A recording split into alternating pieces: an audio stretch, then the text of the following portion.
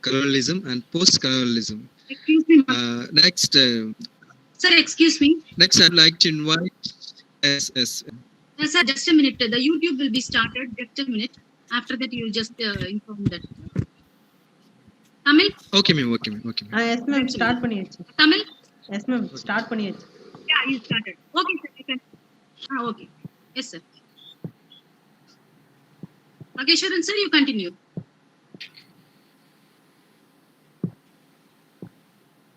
இது கூட. இது கூட.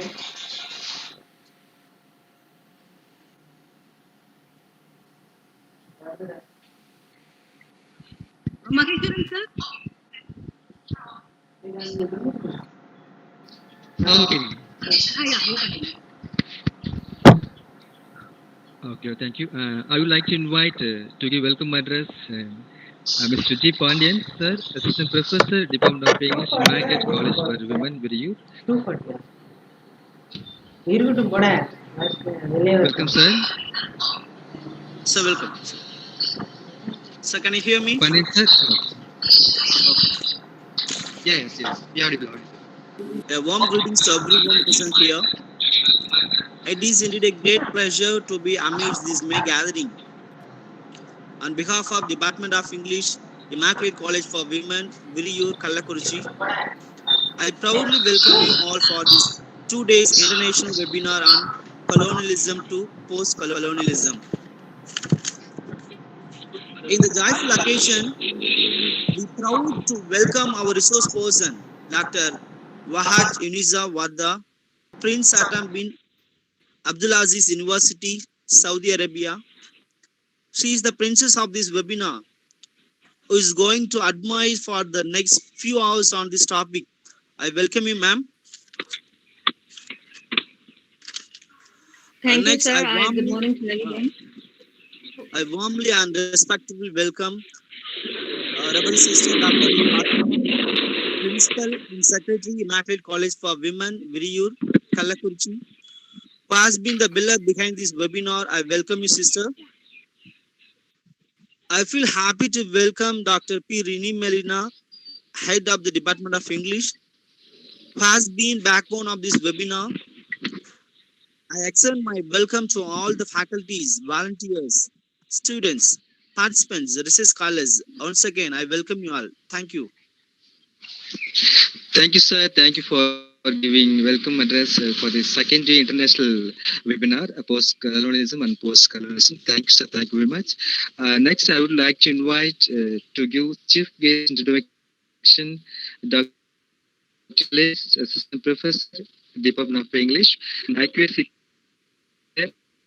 English for everyone. Very good. One second, welcome, sir.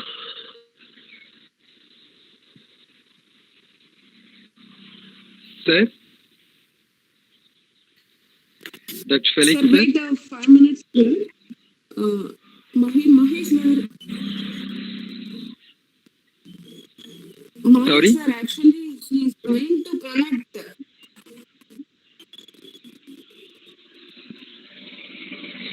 Okay, you can continue, ma'am. Yes, sir, wait. Felix, sir, is trying to connect. Okay. Yes, just wait. Because the time is just only 10:58, so wait few more times. Okay, ma'am. Yes.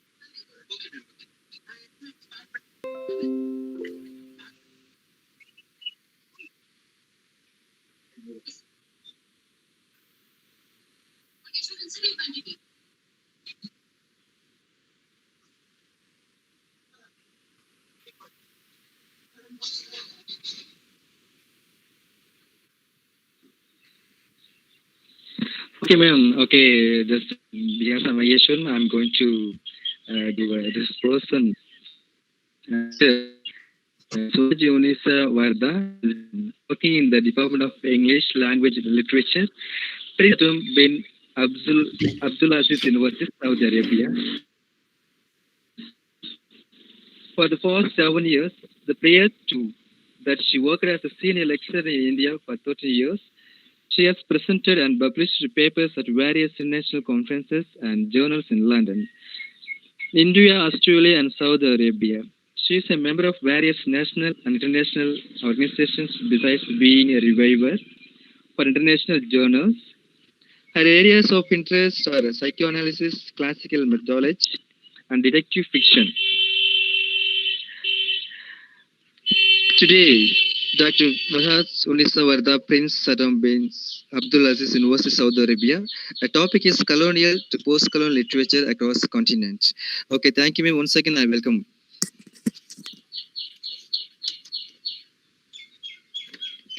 May I begin? Yeah, yes, ma'am, you can. Okay. All right. All right. Good morning to all of you. First, I would like to thank the management, the principal, the head of department, Rini Melina, Dr. Rini Melina, and Dr. Sangeeta Lakshman for giving me this opportunity.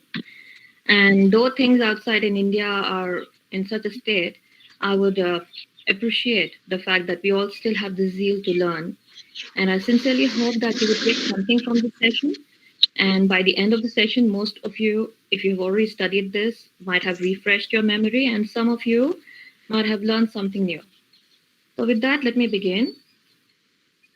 The list of former colonies of European powers is a long one. They are divided into settler, for example, Australia and Canada, and non-settler countries like India.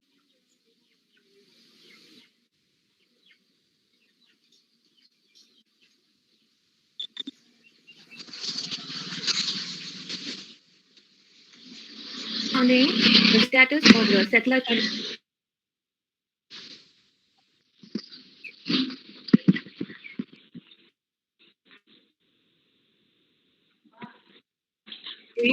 often transcend is that which has been preceded by colonization. The second college edition of American Heritage Dictionary defines it as of relating to or being the time following the establishment of independence in a colony, with the denotative definition suggests otherwise.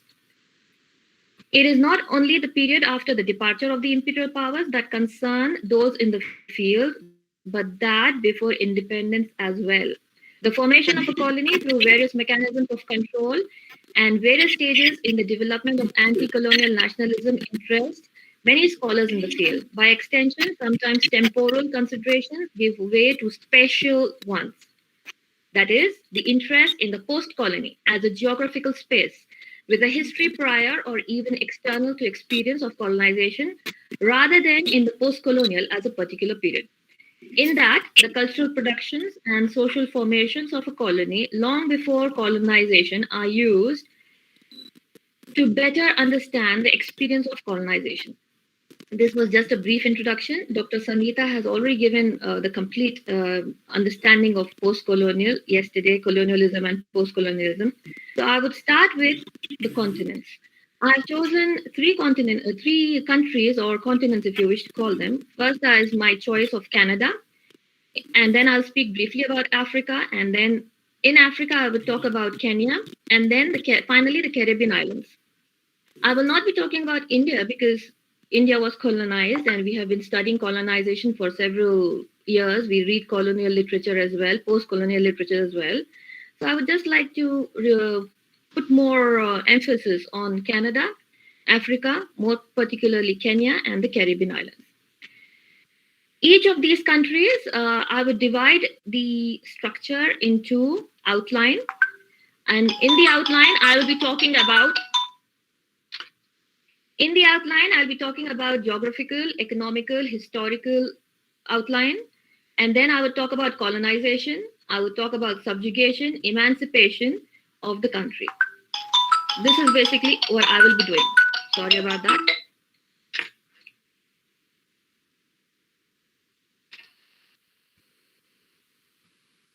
Let me just play this.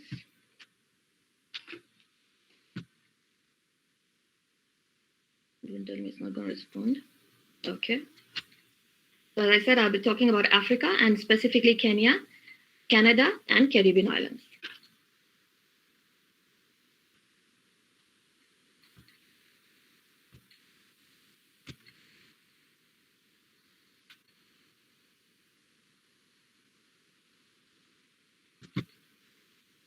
Let me begin with Canada. And about Canada, as I said, I would be giving the outline. It will include the geographical, economical, and historical outline. The colonizing, I will talk briefly about how it was colonized, how it was subjugated, and then about the emancipation. And then finally, I will talk about some of the important literary figures, their important work. This is how I've structured it. So let me begin with Canada. Canadian writers born in the early 1860s celebrated the Canadian landscape, the emergent Canadian national identity of the recently formed Dominion, used the native Indian myths and a recognition of the French-Canadian element in the formation of Canadian identity. The main feature of their literature attempted to create a national identity on the notion of Canada as a peaceful place, slow to change vis-a-vis the US, a revolutionary society.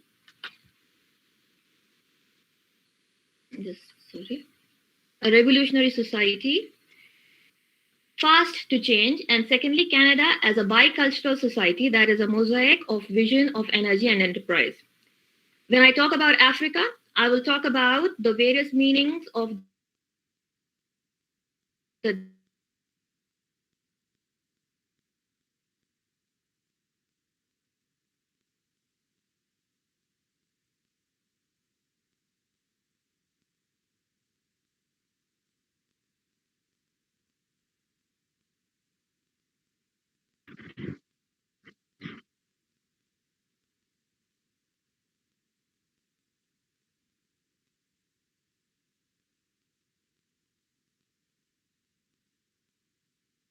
with Columbus's arrival in 1492, region was and consisted of forced migration of Africans as slaves who were denied even almost continuous resistance, whether on the level of language through the use of Creole or on the level of combat through the existence of the Maroons, characteristics of the 300 years of oppression. Let me begin with Canadian literature. Canada, the land's moods, seasons, and weathers are the chronometers by which Canadians measure their lives. There is nothing benign about the Canadian epics of civilizing. The contours are mostly about hard lives and anguish of the pioneering families. Northrop Frye said that to enter United States is a matter of crossing an ocean, but to enter Canada is a matter of being silently swallowed by an alien continent. Native people believe that divinity resides within all living creatures, and man has no superior claim to this. The Europeans could not comprehend this all-encompassing spirituality, which was a common feature of the Amerindians' religions and beliefs. Amerindians are members of the Mongolide race of people whose many tribes were original inhabitants of the Caribbean and the Americas. Before their contact with the European traders, different native groups traded among themselves. They traded in copper, iron, flint, the ivory of walrus.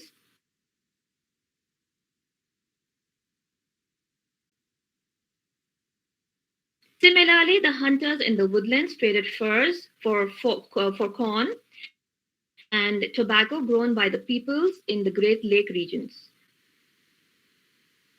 However, the understanding of the world of nature and environment came very handy for the European traders and settlers who used it for exploiting the natural resources for commercial purposes. It is estimated that by 1600, about 1,000 ships were engaged in commercial activities of fur, ivory, hides, and cod oil trade in Canada's northwestern coastal waters. Eventually, it was the fur trade that became the main activity of exchange of goods between Amerindians and the Europeans.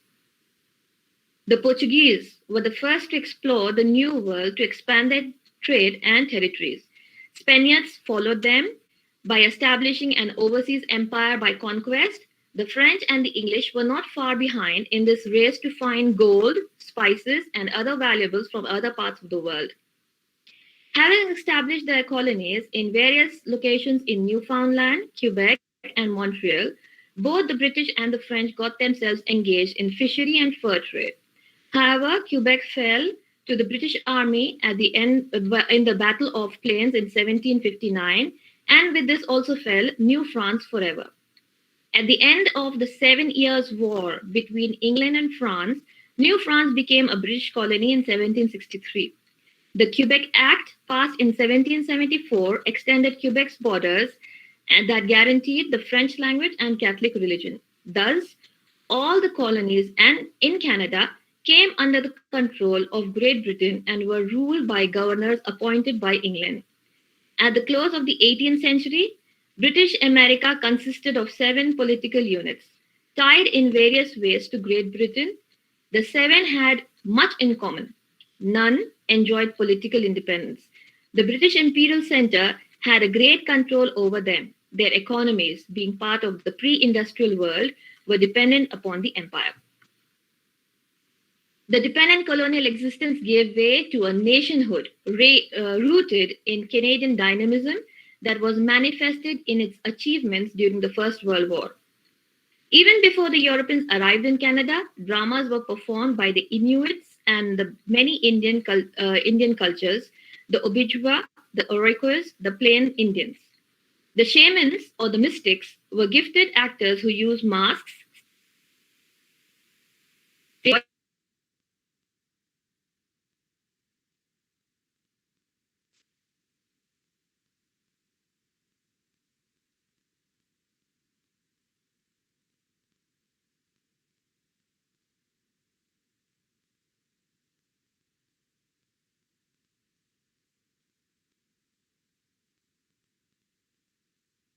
Songs, chants, and speaking known dialogues. First, English-Canadian writings are about the experience in the New World, mainly defined by Canada's look and also by its climate. Too cold in the winter and too hot in the brief summer. For the earliest writers, the Canadian experience was the experience of immigration to Canada, which began as an arduous voyage across the sea and oceans. Travel reports therefore emerged as the first genre in which the writers living in the colonies of Nova Scotia, New Brunswick, Newfoundland, Upper and Lower Canada expressed their sense of loss in the new place and the dislocation from the old familiar locations. Sometimes there was an excitement about the new land. Most of their writers were Europeans who made Canada their temporary home and recorded their experiences of living in the wilderness. Another theme that dominated this period was that the wilderness and the civility of Canada. The colonial enterprise having a civilizing mission. Canadian wilderness had to be civilized by turning the bush into a garden. Natives were to be civilized through Christianity, and the wild immigrants were to be civilized so that they became members of civil society. Canada was a cold place which had to be made warm with the warmth of civility. When men went out to tame nature, women attempted to civilize their homes following the social codes set for gentle ladies back home. Mrs. Frances Brooks' The History of Emily Montague, which was written in 1769, is the first Canadian novel. In fact, it is the first North American novel and is one of the earliest imaginative responses to the reality of the Canadian wilderness.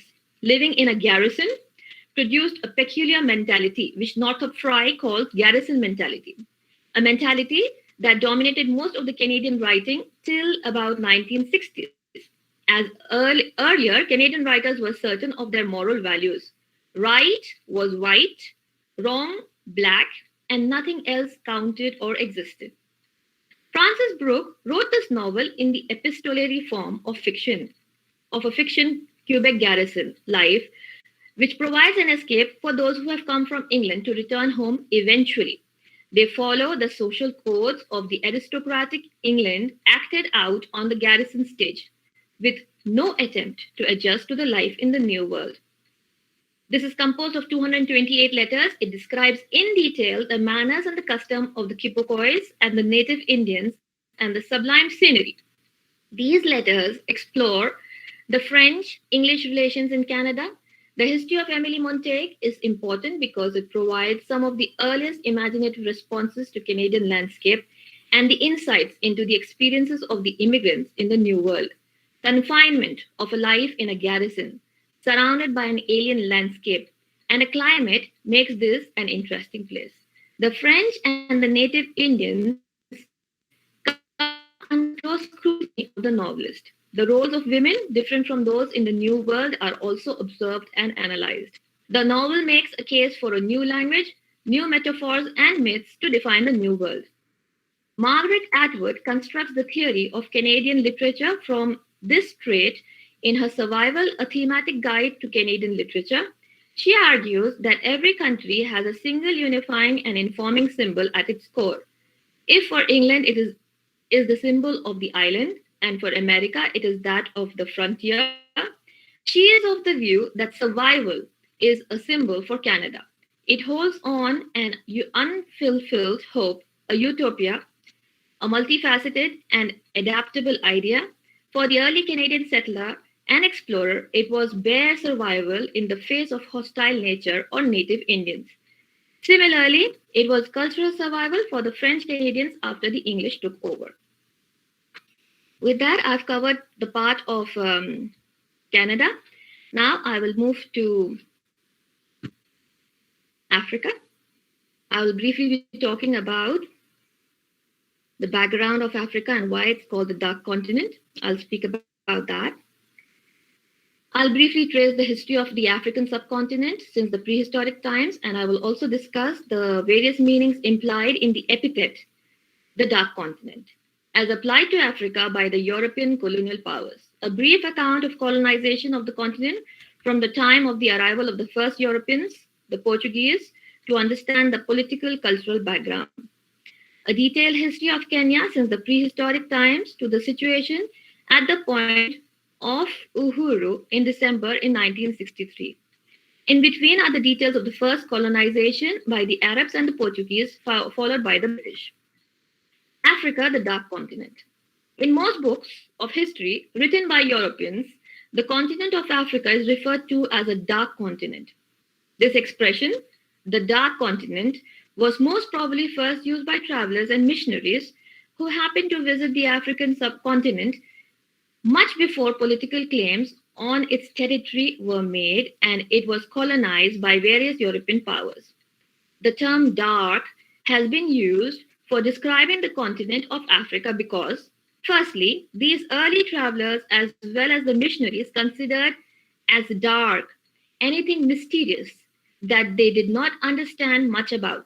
Secondly, and more importantly, these first visitors considered Africa to be inhabited by people who were primitive, uncivilized, and savages. The color of ignorance, as we know, is black. According to these early missionaries, the Africans believed in magic and other so-called irrational rituals and customs. Once again, magic is associated with the color black, as for example, the term black magic implies. Finally, there is most obvious reason for calling Africa the Dark Continent. Its inhabitants had very dark skins. These opinions, particularly about the Africas being primitive and uncivilized, were accepted blindly by most Europeans,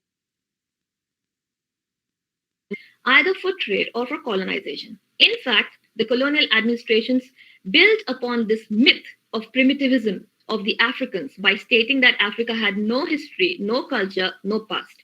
There was a sound reason from the European point of view behind accepting such an image of Africa.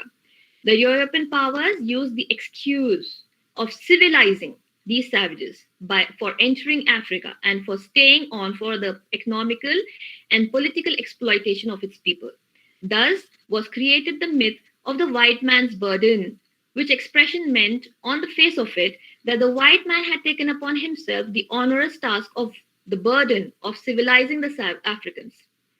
However, as late researchers into the history, politics, social organization, and cultural achievements of the continent have shown, Africa was neither primitive nor uncivilized before the Europeans occupied it. Like the Indian, the Chinese, the Egyptian, and the South American, ancient Africa also boasted of various centers of civilization and culture with well-organized social and political systems and significant achievements in their respective fields of fine arts, like music and dance. Based on the archaeological and anthropological evidence, our ancestor, the Australopithecus africans or man-ape, was found during the excavation of the Olduvai Gorge, which is now in Tanzania, have produced ample evidence of it being one of the oldest sites of world cultures. Discovery of primitive tools for hunting, like the hand axe, is not only East Africa but also in the Congo Basin and Zimbabwe, shows the parallel development of this culture. The most fascinating evidence about the cultural developments in Africa has been provided by the Senegalese scholar Cheikh Anta Diop, who claims that the ancient Egyptian civilization was set up and nurtured by the Black Africans more than 10,000 years ago. The Semitic world of today is perhaps the result of crossbreeding between the two races. In the course of time, it was overrun by the Persians. Then came the Macedonians, the Romans, the Arabs, and the Turks. More recently, the French and the British occupied the territory. This prolonged colonization resulted in the snapping of the links between the Delta and the original centers of the civilization back in Africa. These centers lost touch with not only the Egyptian art, but with one another as well, surviving for some time as isolated pockets, during which period they concentrated more on social, political, and moral organization of their societies rather than on material development. In the meantime, Europe benefited from the ancient Egyptian civilizations via the Greeks and the Romans. Thus, while Africa lagged behind in technological progress, Europe marched ahead full steam. The great empires of Ghana, Mali in West Africa, Ethiopia in the east, Zimbabwe in the south, and Congo in the south are a testimony that the Africans built thousands of years ago. It therefore proves as false the opinion of the European powers that when they arrived, Africa found its people to be primitive.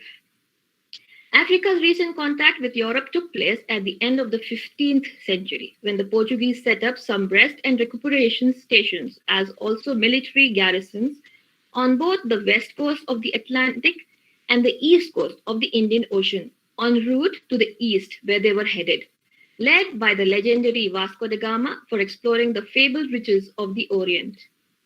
Later, as the naval supremacy of France and Great Britain increased after the defeat of the Spanish Armada at the end of the 16th century, they too entered Africa to explore its interior for economic exploitation. By the end of the 19th century, many more European powers had entered Africa. In fact, there were military clashes among them for proclaiming supremacy over various parts of Africa. It is this that led to the holding of a European conference in Berlin in 1885 to portion out Africa among them. With this, the process of colonization of Africa was initiated. Now I will move to the next part of my presentation, which deals with Kenya.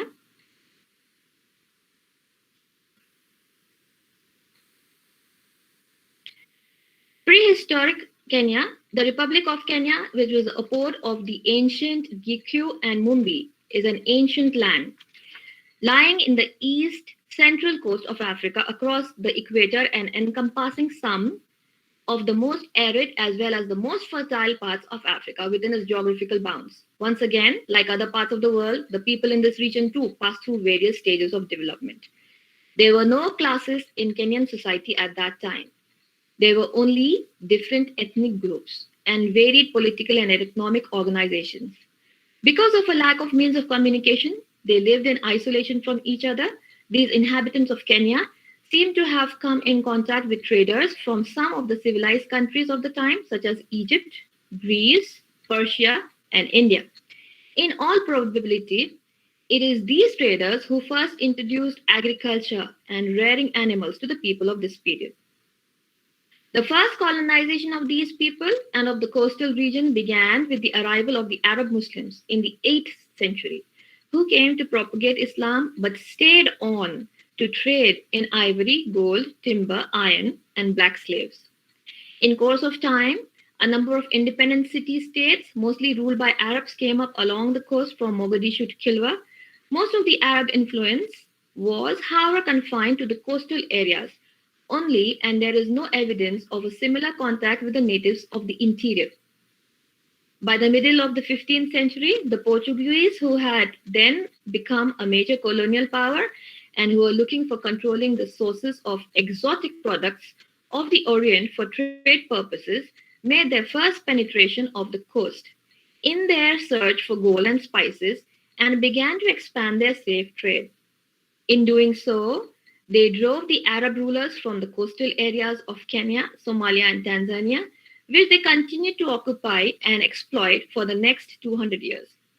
The beginning of the 19th century, however, saw more European powers, particularly the British, the German, and the French, becoming more interested in Africa in general and the East Coast in particular.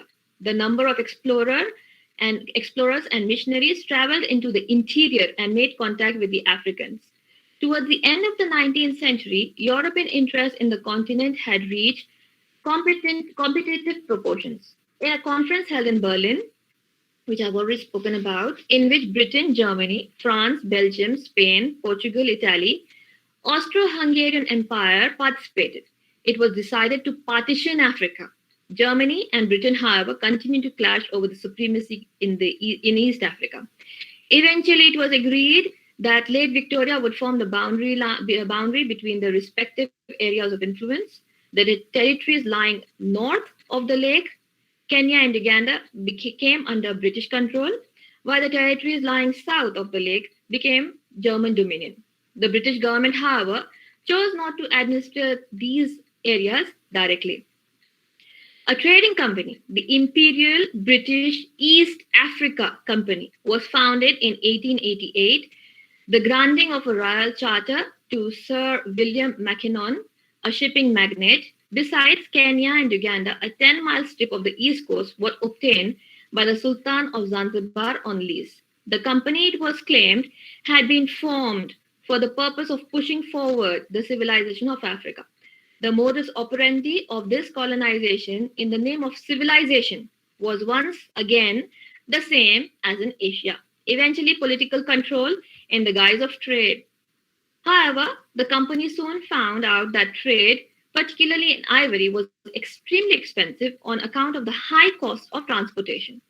It was then decided to construct a railway right from Mombasa up to Lake Victoria.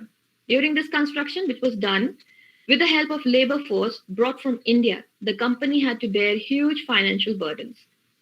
With the completion of the railway in 1901, the idea of European settlement in the area was taken up in earnest so that the traffic derived from settlement was profitable. This, together with the transfer of the eastern province of Uganda, where most of the highlands were situated, to the East African Protectorate in 1902, further strengthened the possibility of non-African settlement. Harry Johnston, who was then the Special Commissioner for Uganda, initially proposed to develop the area as a white man's country. Reports of the fertility of the land sent out the administration of South Africa attracted a number of Europeans, and as per the available records, the first batch of the settlers, mainly from Great Britain and South Africa, arrived in 1902. These settlers occupied large chunks of fertile land for both farming and trading. Through the number of ordinances, the government reserved the highlands exclusively for white Europeans, excluding the native Africans and Indians. As the landlust of the settlers increased, other tribes were deprived of their land as well. The Maasai, the Nandis, and the Kis were to suffer through removal to far-flung areas labeled as native reserves. A series of land legislations, Land Regulations of the East Africa in 1897, Land Acquisition Act in 1896, East Africa Land Acquisition Order in 1901, and the Crown Lands Ordinance in 1902 provided the government with control of all land in Kenya and parts of Uganda for selling, granting lease, or otherwise disposing of. Land grab was not the only problem brought about by the colonial policy of European settlement. The settlers wanted a constant supply of cheap or free labor to work on these farms.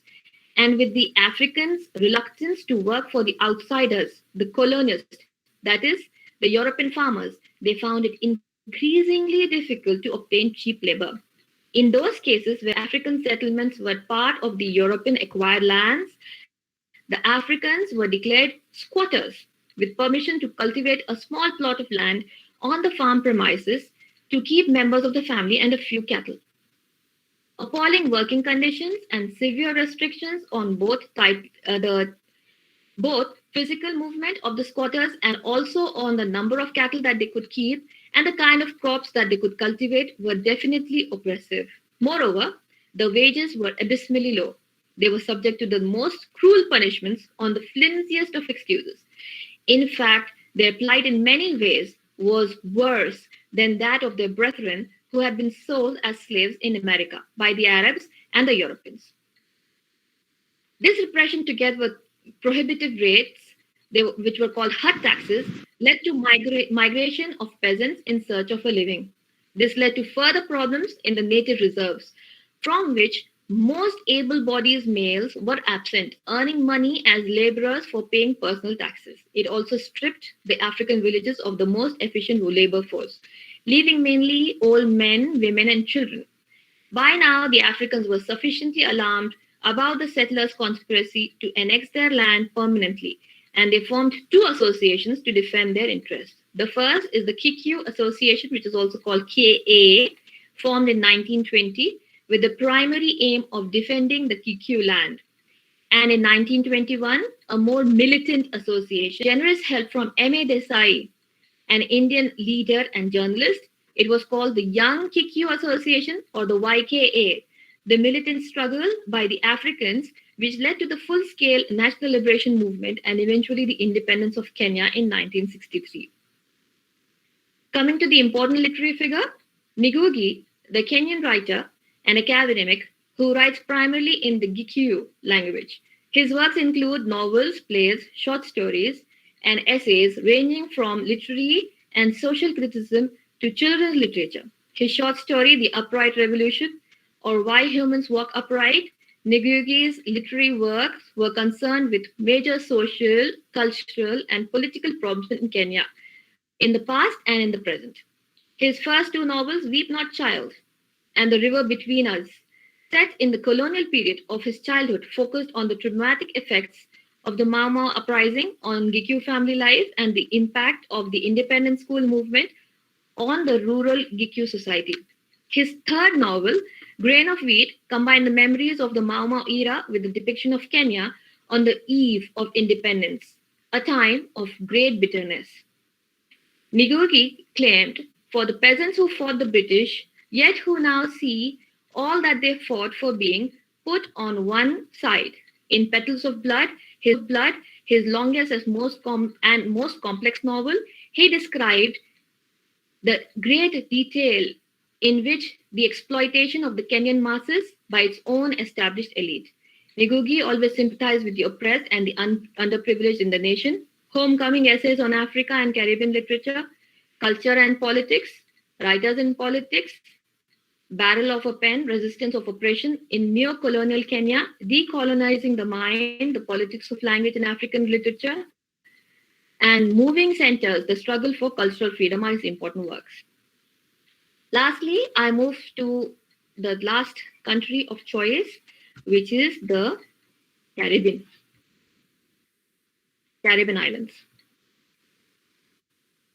The term Caribbean indicates The geographical region including all the territories associated with European powers like Britain, France, Spain, Portugal, and others.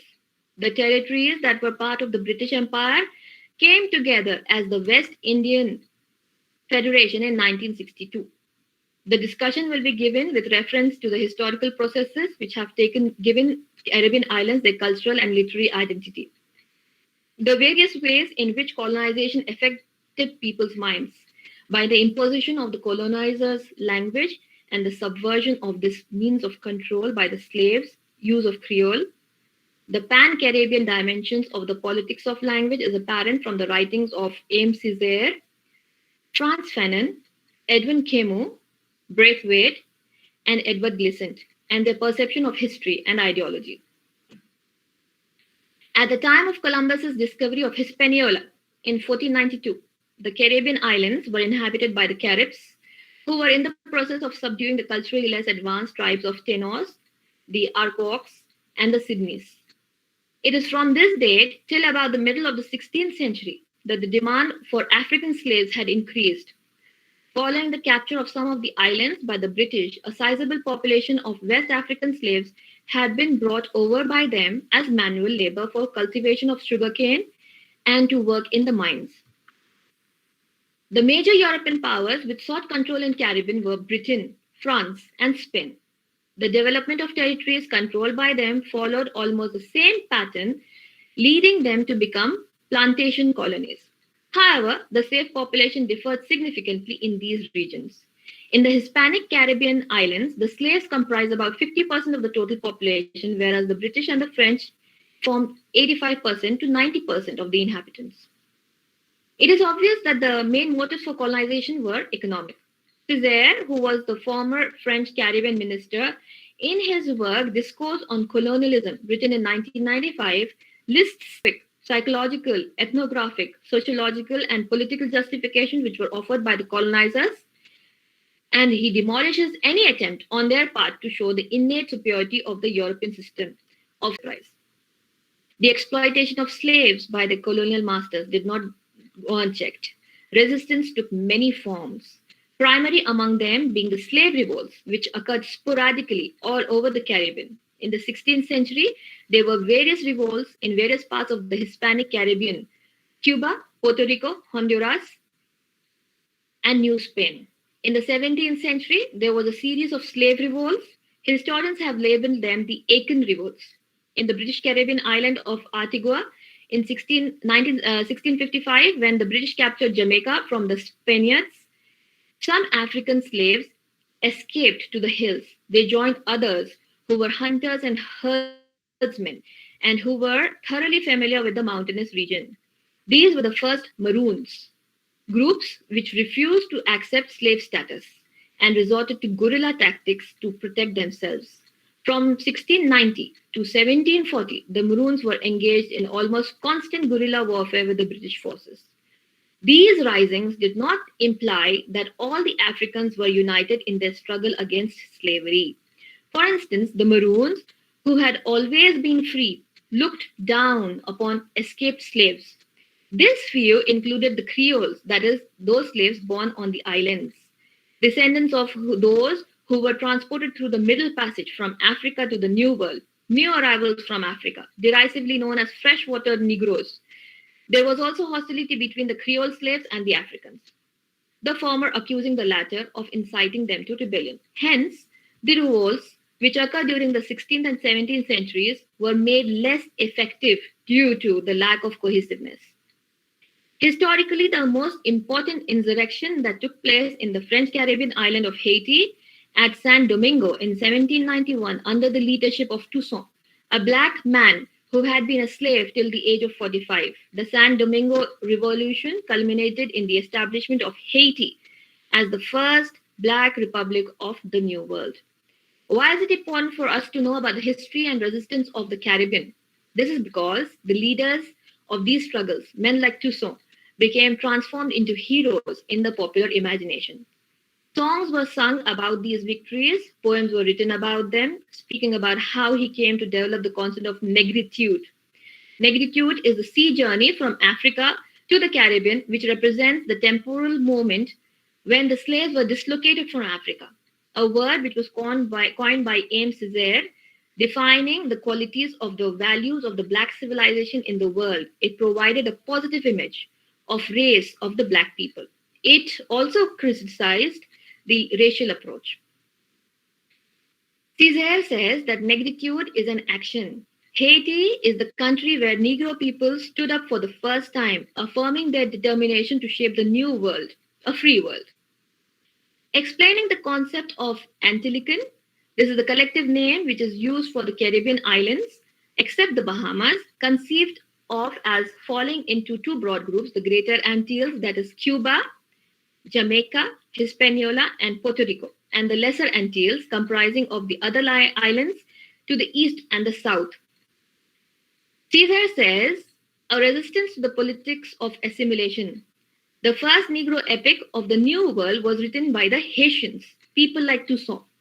The case of Haiti illustrates the importance of successful resistance. Its effect on imagination is evident in Césaire's Notebook of a Return to My Native Land, which was written in 1939, where the first occurrence of the word negritude coincides in unison to the Haitian fight for independence. At the beginning of the 19th century, the slave imports continued unabated. Between 1801 and 1807, 63,000 slaves were brought to the islands of Jamaica. Oppression was practiced with a different emphasis. It was not so much physical as institutional violence, which was the norm, particularly after Britain was forced to abolish slavery in its territories due to the growing pressure at home. Even though slavery ended in 1833 in the British colonies, all major decisions were made through the colonial offices. Money was granted to the education of former slaves. Religious and secular education was imparted in an effort to convert them into docile wage earners. The 19th century saw an intensified growth of both formal church and authentic African cults.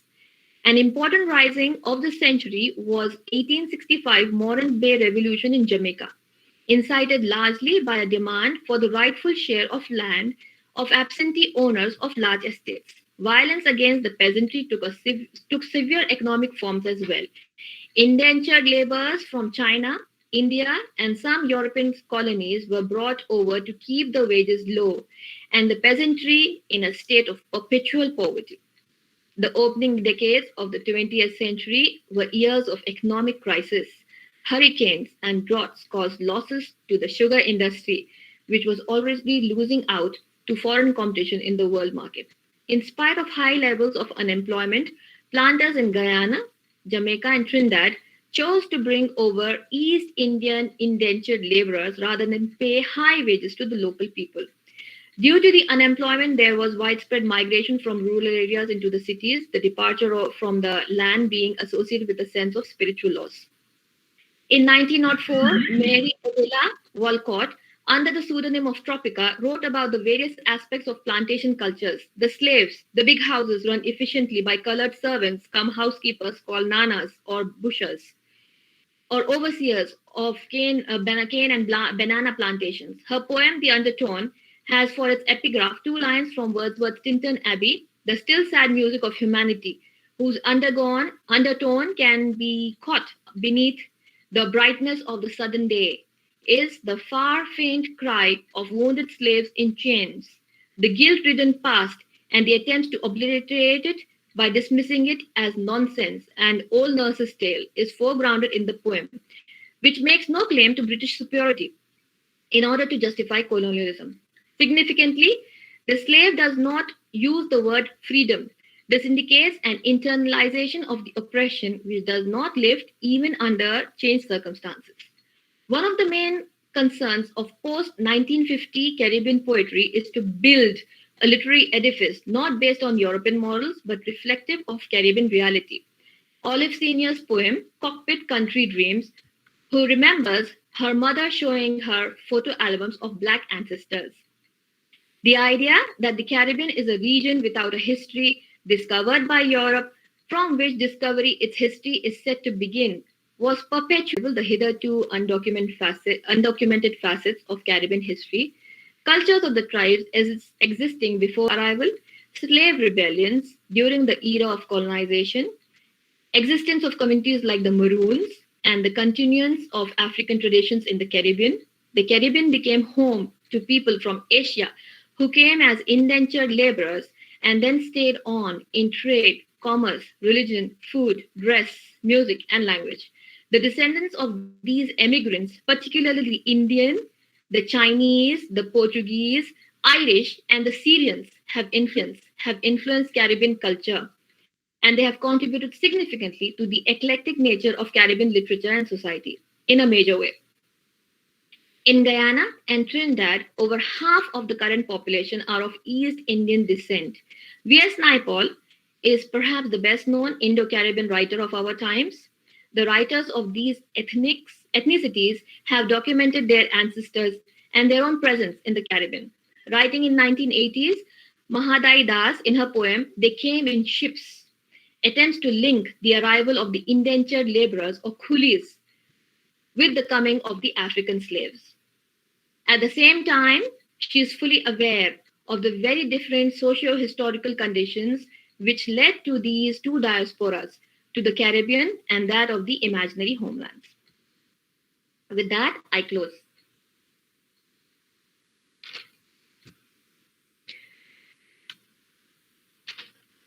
I would also like to, for the participants, I would just like to show you some of the key terms. I will not be reading them for you. I hope you can use these. And these are all the terms which I have taken from this book. This book, if you want the organizers, I can send you the link. I'll share the link with you. It's free PDF version. It contains all the key concepts, the key terms which are connected with post-colonial studies. So I'm sure you'll find this helpful. With that, I thank you.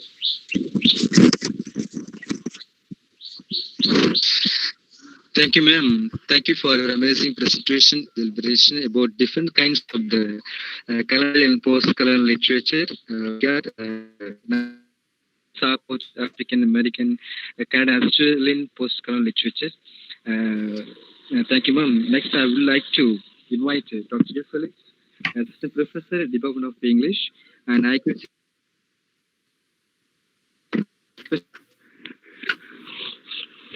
So thank you, ma'am, for the wonderful presentation. And on behalf of the Immaculate College for Women and the management, Reverend Sister Principal and the Secretary, Reverend Sister Dr. A. Fatima, and on behalf of all the sisters and the faculty members of the Department of English of Immaculate College for Women, we thank you very much, ma'am, for the wonderful presentation that you have given to us. Thank you, ma'am. Thank you, ma'am. I also would like to thank the organizers, the participants, and above all, I would like to thank my daughter for having made the presentation. This presentation would not have been possible, the PPT, without her help. And it was a pleasure. Thank you very much. Thank you, ma'am. Thank you, ma'am. Thank you very much. And next, I would like to invite, give a word of thanks to Dr. Rene Melena, Head of the Department of English, Immaculate College for Women, Veryur, Kalakuch District. 1 second, welcome, ma'am. Yes, Suresh. Good morning, everyone. It's my pleasure to thank everyone on this occasion. First, I would like to thank our principal, Reverend Sister Dr. A. Fatima, who always encouraged us to do new things with a huge victory. And I extend my sincere thanks to our beloved resource person, Dr. L. Sangeeta. Thank you, ma'am, for your awesome information about colonialism. And I thank our today's resource person, Dr. Wahaj Wada. After her speech, everyone should know very clear about colonial to post-colonial literature across continents. Thank you, ma'am. And I would like to thank my dear colleague, Professor G. Pondian, sir, and Professor J. Mukeshwari, who are nuclear of this program. And I am very grateful to thank Dr. A. Felix, IQC Coordinator, ICW Veryur. Thank you, sir. And finally, I would like to thank all the active participants for this huge successful webinar. And I thank each and everyone for their contribution and their valuable time with us. Thanks to all.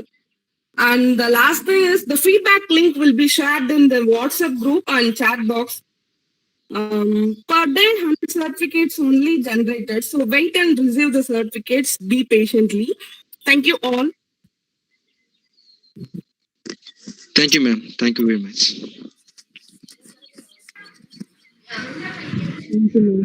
Thank you, Malina ma'am. Thank you, ma'am. The feedback link is posted on the chat box. Receive it.